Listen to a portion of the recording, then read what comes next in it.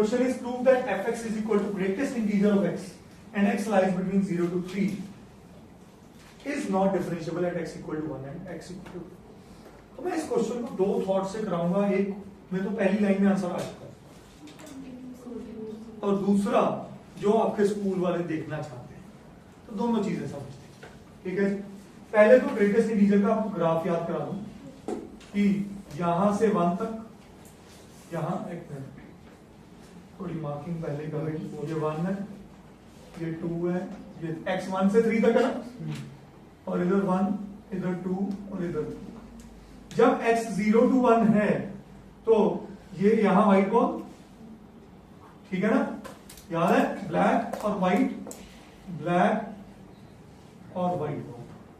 सही. बट ऐसे ग्राफ तो क्लियर कट देखो, 1 पे ही फंक्शन डिसकंटीन्यूअस हो रहा है, 2 में ही फंक्शन डिसकंटीन्यूअस हो रहा है, तो भाई डिफरेंशिएबल तो हो ही नहीं सकता. उसकी डेफिनेशन ही क्रॉस कर दी उसको, कहानी खत्म हो गई. तो मैं इस क्वेश्चन को अगर मेथड 1 में सोचूं तो मैं लिख सकता हूं as fx is not continuous at x is equal to 1 and x is equal to 2, therefore fx is not differentiable at x equal to 1 and 2. सही. क्वेश्चन खत्म हो चुका है. पर कई स्कूल ऑफ थॉट्स हैं बोर्ड्स में, ऐसे तो हम सोच ही लेते हैं, ग्राफ्स आपको टिप्स में है तो चीजें देख के समझ आते हो. बट अगर यही क्वेश्चन आ जाए बोर्ड्स में 3 नंबर में, तो या बोर्ड में तो फिर ये लाइन लिख के काम चल जाना.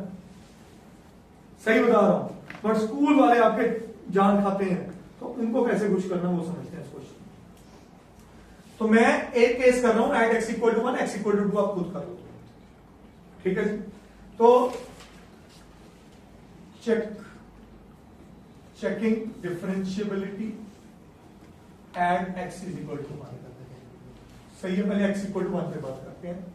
मेरा पहला case LHD, left hand derivative, limit h tends to 0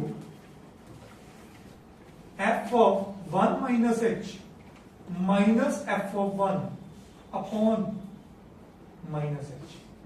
yes और यही फॉर्मूला. हाँ जी. 1 माइनस h में मेरा फंक्शन है क्या, मैं आपको थोड़ा दिखा दूं. रुक जाओ बेटर वे ये होगी. क्या ये लिख लूं, कोई दिक्कत हो? Function of greatest integer x ही रहा हर बार, माइनस f ऑफ 1 का मतलब ग्रेटेस्ट इंटीजर ऑफ 1 अपॉन कौन आया, माइनस h. यस और बोलिए. 1 माइनस h, ध्यान से सोचना, 1 से थोड़ा पीछे, 1 से छोटा पीछे हमेशा ग्रेटेस्ट इंटीजर की वैल्यू क्या होगी, 0. तो ये चीज बन गई 0. माइनस 1 का ग्रेटेस्ट इंटीजर 1, उसने बोला 0. इंटीजर का ग्रेटेस्ट इंटीजर का इंटीजर इटसेल्फ होता है, upon minus h, limit h tends to 0. Minus minus भी कट गए तो बचा 1 अपॉन h. आपको लिमिट पुट करनी पड़ेगी और कोई हल ही नहीं, तो वो बना 1 upon 0 which is not defined. सही है.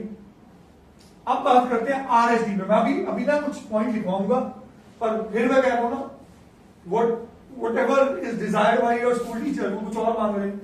तो यहां पे RHD निकालना कैसे है, limit h tends to 0 f of 1 plus h minus f of 1 upon h. Sure.